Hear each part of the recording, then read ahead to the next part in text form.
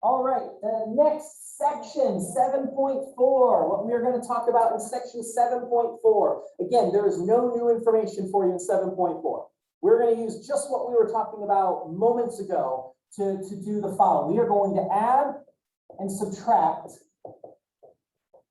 radical expressions.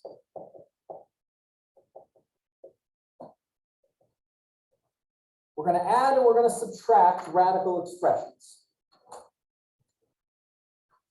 Well, before we do that, we are going to take a trip down memory lane to some sort of high school algebra class, and some amazing math teacher you had, hopefully amazing math teacher, wrote this on the board and asked you, okay, 9x plus 5x. Can I add those two things together? Why can I add those two things together? What are they an example of? They're like terms. Like terms. And the reason they're called like terms is they have the exact same variable part, right? They both have an x. One of them was a y, we couldn't combine them. So since they're like terms are just like counting as if they were oranges, right? We've got 9 of something here plus 5 of something there. 9 plus 5 is 14 of that something, 14 x's. Reason I mention it, okay, the reason I bring that up is because radicals function in the same way. So if I have 9 square root of 2 plus 5 square root of 2, well, we would say that these are like terms because the radical part is exactly the same. Okay, so again, I'm going to draw some arrows here. We're linking this to something we already know how to do, which is to combine like terms. So these two things are like terms. That's fantastic news. So again, I'm just counting. If I have 9 of something plus 5 of that same something, how many do I have? I've got 14 square roots of 2. I don't add the thing in the radical. You don't do anything to the radical. You leave it alone. Okay, and you're just counting up. So hopefully that seems pretty reasonable. And so here is a question for you. I would like you to do, let's do 16 square root of 5 plus 8 square root of 5. Go ahead and simplify that.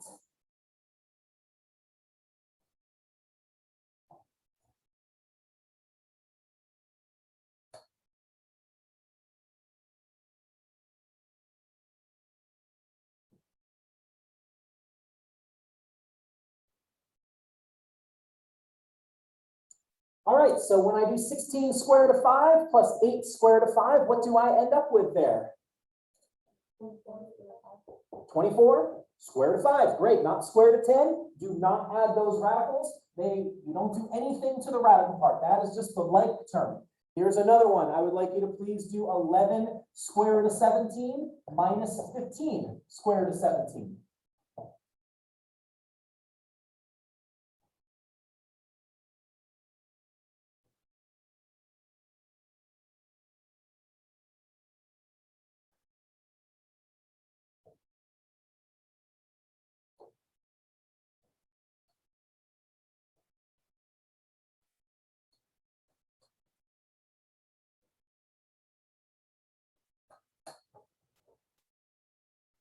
All right, so we have 11 square root of 17 minus 15 square root of 17. That equals? Everybody tracking with me? Okay, I know it's late in the semester. It still isn't even noon. You're hungry for lunch. I get it.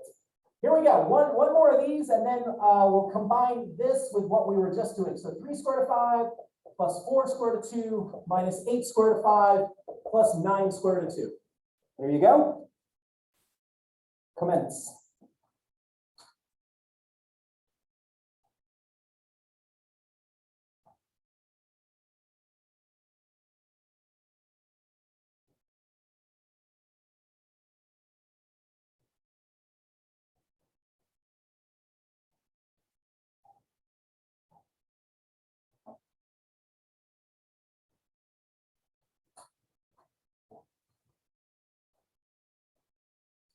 All right, what are my like terms on this problem?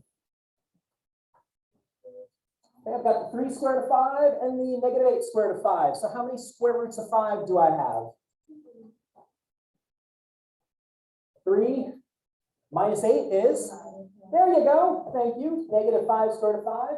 And then my other like terms are the square root of 2. So 4 square root of 2 and 9 square root of 2 gives me, thank you, 13 square root of 2. Can I add those things together? No, they are not like terms. They're completely different. Don't go any further. You're done with that problem. All right, so the reason we bring this up now is because of a problem like this. Let's say that I have 6 square root of 24, and I want to add to that 8 square root of 54.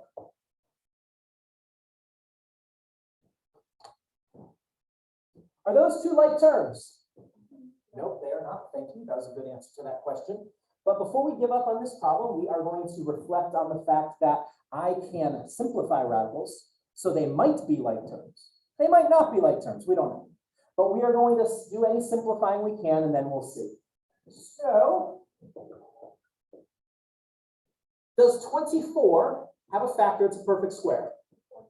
Yep, we did. That was the first one we did. 4 times 6. Does 54 have a factor? That's a perfect square. Yeah, it's 9 times 6. Again, you just go down that list, use your calculator. If you're not great with your multiplication tables, that's why we let you use the calculator. Okay, so there you go. I'm going to apply the product rule of radicals here. Again, as you get better, you can not do this step and save yourself a little writing. So I have 6. I've got the square root of 4. I've got the square root of 6. I've got 8, the square root of 9, square root of 6. All right, here's the step. Make sure you understand where this number comes from. If you don't know where this number came from, ask me a question so we can answer it. What's the square root of 4? What was that? 2. It's 2. Now that 2 is outside the radical, so that the square root of 4 is 2. What's 6 times 2? 12. I have 12 square root of 6. Anyone not tracking where that 12 came from? I took the square root of 4. Once you take the square root of 4, it's outside the radical. It's now 2 without a radical. So times the 6 that was already sitting there becomes 12. So then, just so that I can have some confidence, what's the number in front of this square root of 6 going to be? 24, because the square root of 9 is 3. It's now outside the radical, times the 8 that's out there is 24. And so 12 and 24 makes 36 square root of 6.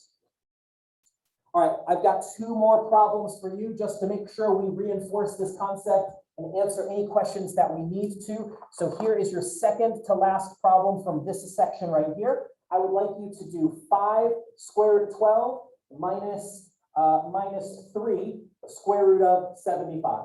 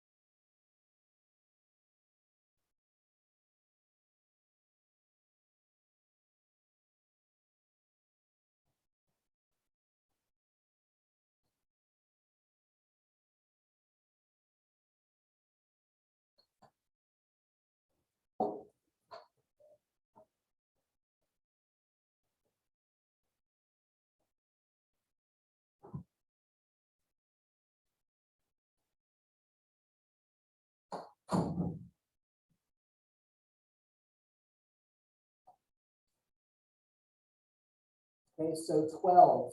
What's the perfect square factor of 12? It's 4 times 3.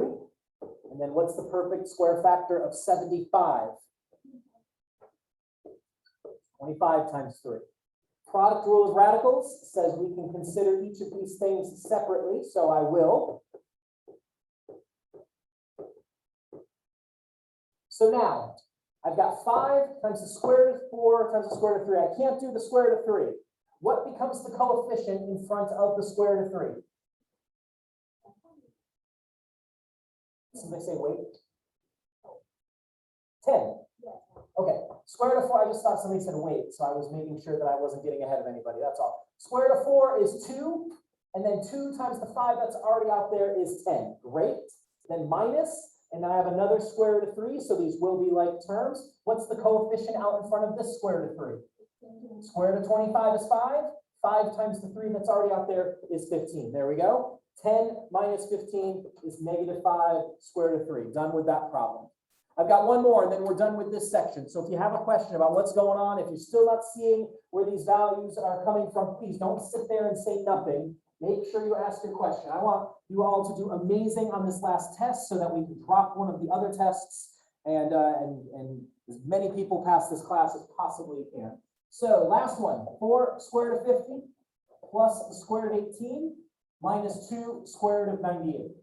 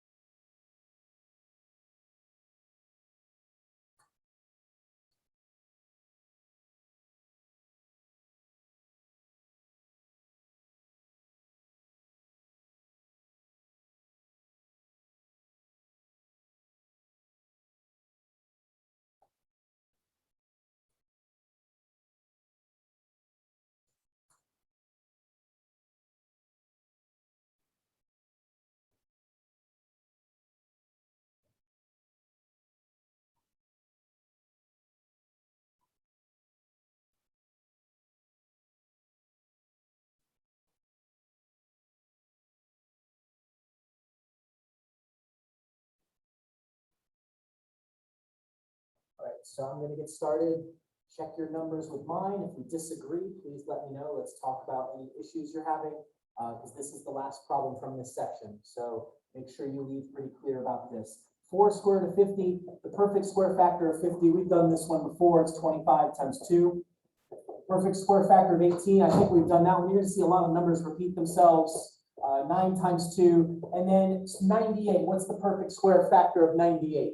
Okay, 49. 49 times 2. Great. Again, you just take your calculator, you go down that perfect square list, so you find that number that divides in. So now I'm going to use the product rule of radicals. That's what this is all about and why this section is here. The middle one is the square root of 9 times the square root of 2. And then finally, negative 2 times the square root of 49 times the square root of 2. So we've got all those square root of 2s. So apparently we're going to have like terms, which is always lovely news. So first one, square root of 2. What's the number in front of this square root of 2? 20. Square root of 25 is 5 times the 4 that's already there. That's 20. This one, there's no other coefficient. So I've just got the square root of 9 is 3 square root of 2. And then here, what's the coefficient in front of this square root of 2? 14. Or negative 14. But yeah, minus 14, negative 14. There it is. So then what I've got is 20 plus 3 is 23. Minus 14 is 9 square root of 2. And there's my simplified expression. Anything we need to talk about before I stop the recording and we move on to our last bit for the day?